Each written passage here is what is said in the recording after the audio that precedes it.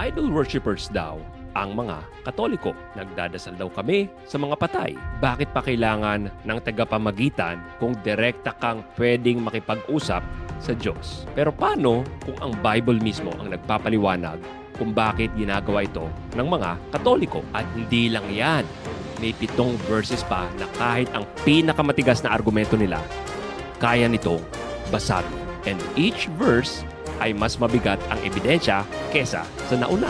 Kaya, let's go! Sino ang mas matuwid? Ang iyong kaibigan dito sa lupa na nagtutokso pa rin? Si Abraham, si Isaac, si Jacob.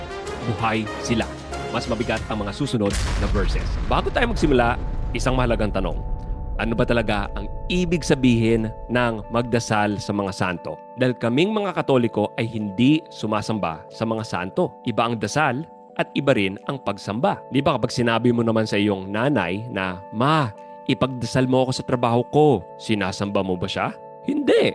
Humihingi ka ng tulong sa isang taong mahal mo at naniniwala kang may koneksyon sa Diyos. Ganun din ang pagdadasal sa mga santo. Ito ay intercession, paghiling sa ating mga kapatid sa langit na ipagdasal tayo sa Panginoon. Isa lang ang Diyos. Isa lang ang tagapamagitan sa tao at Diyos. Si Jesus yon. Pero ang intercession of the saints, iba yon. At ipapaliwanag ng Bible mismo kung bakit. Kaso sabi ng mga kritiko, patay na sila eh. Hindi ka na nila madidinig. Okay, hayaan nating ang Bible mismo ang sumagot using verse number 1. Ito ang pundasyon ng lahat. 1 Timothy 2 verses 1 to 2.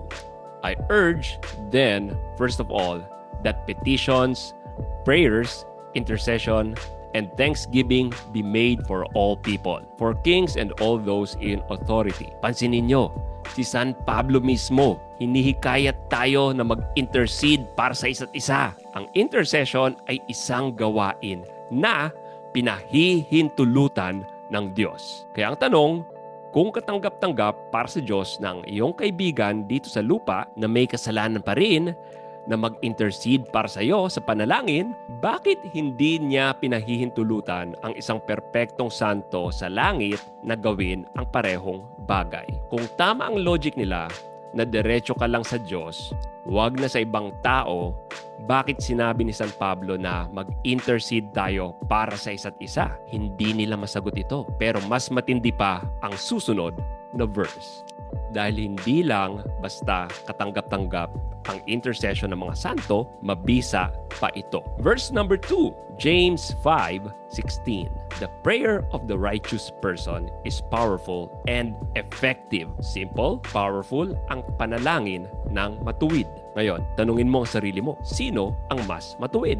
Ang iyong kaibigan dito sa lupa na natutokso pa rin, may pagkakamali pa rin, may kasalanan pa rin, o ang isang glorified saint sa langit na nasa presensya na ng Diyos? Perpekto na, walang kasalanan, walang pagkukulang. Kung powerful ang panalangin ng isang matuwid na tao dito sa lupa, gaano pa kabigat ang panalangin ng isang glorified saint na nakatayo sa harap ng trono ng Diyos? Mga kaaruga, hindi tayo naghahanap ng shortcut sa Diyos. Naghahanap tayo ng pinaka-powerful na panalangin. At ang Bible mismo ang nagsabi na ang prayer ng matuwid ay powerful and effective. Pero malamang ito ang ika-counter ng ating mga kritiko. Okay, pero patay na ang mga santo. Hindi ka na nila maririnig. Ano ang sagot ng Bible? Verse number 3. Ito ang pinakamagandang sagot sa argumentong patay na ang mga santo. Matthew 22:32. Sabi mismo ng Panginoong Hesukristo, I am the God of Abraham, the God of Isaac, and the God of Jacob. He is not the God of the dead, but the God of the living. Gets nyo ba ang ibig sabihin ni Jesus dito? Si Abraham, si Isaac, si Jacob, namatay na sila daang-daang taon bago pa sabihin ni Jesus ang verse na ito. Pero ang sabi ng ating Panginoon, buhay sila. Hindi sila patay, sila ay buhay. Kaya kapag sinabi nila sa inyo na nagdadasal kayo sa mga patay, ipaalala nyo sa kanila na si Jesus mismo ang nagsabi na hindi Diyos ng mga patay ang ating Panginoon, kundi Diyos siya ng buhay. At ang mga santo, buhay sila sa Diyos. At kung buhay sila, maaari silang mamagitan para sa atin. And hey, kung may kaibigan ka, tanong mo sa kanila kung ano ang sagot nila sa verse na ito. Pero bago tayo pumunta sa verse number 4, i-challenge muna kita. Sino ang iyong patron saint? At paano kanya natulungan sa buhay mo? Ilagay mo sa comments down below. At habang iniisip mo ang sagot, baka hindi ka pa subscribe sa channel na ito. Now is your chance. Pakipindot ng subscribe button dyan lang sa ibaba ng screen. Okay? Time's up. Handa na ba kayo? May 4 pa tayong verses. At sinasabi ko sa inyo, mas mabigat ang mga susunod na verses. Verse number 4. Hindi lang buhay ang mga santo. Nakikinig pa sila. Hebrews 12 verse 1. Therefore, since we are surrounded by such a great cloud of witnesses, let us throw off everything that hinders and the sin that so easily entangles. Cloud of witnesses. Nakapaligid sa atin ang mga santo. Hindi sinabi ng writer ng Hebrews na natutulog sila o wala na silang pakialam sa atin. Ang sabi niya, nakapaligid sila. Sila ay saksi, witnesses. At sino ang isang saksi? Isang taong nakakakita at nakakaalam ng nangyayari. Mga anti-Catholic critics.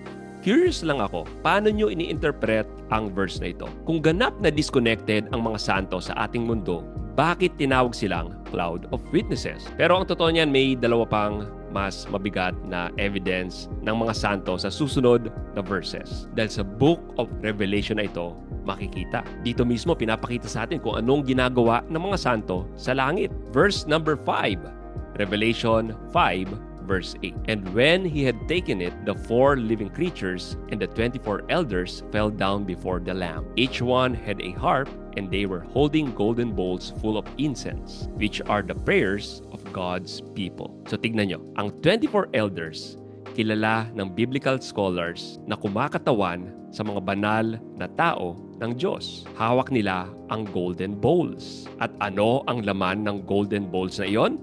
Ang mga panalangin ng bayan ng Diyos. Ibig sabihin, ang iyong mga panalangin, ang iyong mga dasal. Umaabot ang mga ito sa langit sa pamamagitan ng mga santo. Hindi sinasabi dito na ang mga santo ang Diyos. Sinasabi dito na sila ang nagdadala ng iyong mga panalangin sa harap ng trono ng Diyos. Ito ang biblical picture ng intercessory prayer ng mga santo at hindi ito inimbento ng Catholic Church. Nakalagay ito sa Revelation. Pero kung medyo convincing na yan, wait until you hear the next verse. Verse number 6, Revelation 8:3-4. Another angel who had a golden censer came and stood at the altar. He was given much incense to offer with the prayers of all God's people on the golden altar in front of the throne. The smoke of the incense, together with the prayers of God's people, went up before God from the angel's hand. O ano napansin nyo dito? Hindi lang mga santo, pati mga anghel nag-i-intercede para sa atin sa harap ng Diyos. Inihati nila ang ating mga panalangin sa trono. At alam nating lahat na ang mga anghel ay hindi Diyos. Sila ay nilalang ng Diyos. Gaya ng mga tao, gaya ng mga santo. Pero ginagawa nila ito. At katanggap-tanggap ito sa Diyos. Kaya, it makes sense din na magdasal tayo sa ating mga arkanghel, sina Saint Michael, Saint Gabriel, at Saint Raphael. Kaya, kung katanggap-tanggap sa Diyos na ang mga anghel at mga santo nag-intercede para sa atin, ano pang mga argumento nyo? Pero teka, may isang verse pa. Sasabihin ko na sa inyo ang pinaka-explosive na verse sa lahat. At ito'y nakakatuwang nanggaling sa book na sinasabi lang dinagdag ng mga Katoliko sa Bible, ang Deuterocanonical Books. Kung Jehovah's Witness o INC member kayo, huwag niyong patayin ang video na ito. Dahil ang verse number 7, ang pinakamabigat sa lahat. 2 Maccabees 15:12-14. Ito ang panaginip ni Judas Maccabeus bago ang isang malaking labanan. So here's the verse. What he saw was this. Onias, the former high priest, a good and virtuous man, was praying with outstretched hands for the whole body of the Jews. Then another man appeared, of great age and dignity, and of marvelous majesty and authority. Onias said, "This is Jeremiah, the prophet of God, a man who loves the brethren and prays much for the people and the holy city. Pansinin nyo, si Jeremiah patay na sa panahon ni Judas Maccabeus. Daan-daang taon na ang nakalipas mula nung mamatay siya. Pero nakita ni Judas Maccabeus sa isang pangitain na si Jeremiah ay nananalangin at nag-i-intercede para sa buong bayan ng Israel mula sa langit. At ito ay nakasulat sa Biblia. Ito ang pinakamatandang biblical testimony na ang mga banal sa langit ay aktibong nananalangin para sa atin dito sa lupa. Ngayon, maaari mong sabihin, deuterocanonical yan. Or worse, maaari mong sabihin, apokrypha yan. Idinagdag ng mga Katolika yan sa Bible. Narito ang sagot. Ang Second Maccabees ay bahagi ng Septuagint, ang Greek Old Testament na gamit ng mga apostol, ng mga unang Kristiyano, at mismong mga akda ng bagong tipan. May mga quotes dito sa mga deuterocanonical books sa New Testament. Hindi kami ang nagdagdag ng mga librong ito. Ang mga protestante ang mga nag-alis nito. Alam niyo ba na ang mga Hudyo, they treat Maccabees as a historical book. Kaya nga may mga Jews din who believe that souls in the afterlife can pray for us. Kumusta? May mga verses din ba kayo of praying to saints that you'd like to share? Write it down sa comment section below. And if you like what you just watched, click here to see more.